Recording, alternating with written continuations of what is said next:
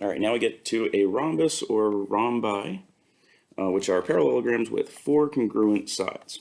So that's the basic definition, that we just have four congruent sides, and it's a parallelogram. So everything that follows from being a parallelogram, and actually properties that follow from being a kite, having two pairs of congruent consecutive sides, will follow to a rhombi.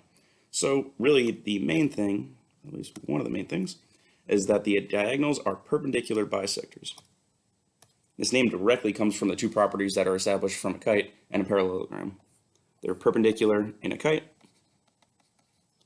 A parallelogram has bisecting diagonals.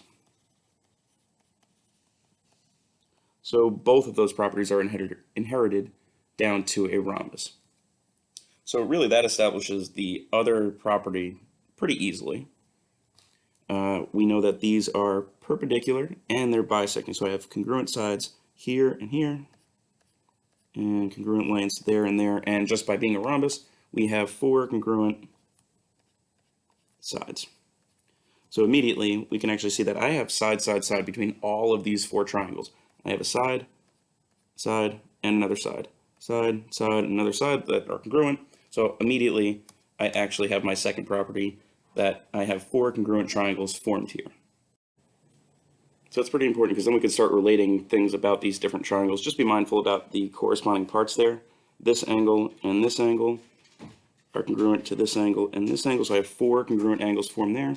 And then separately, I have four other congruent angles there. So really thinking about the corresponding parts of those congruent triangles will be important there.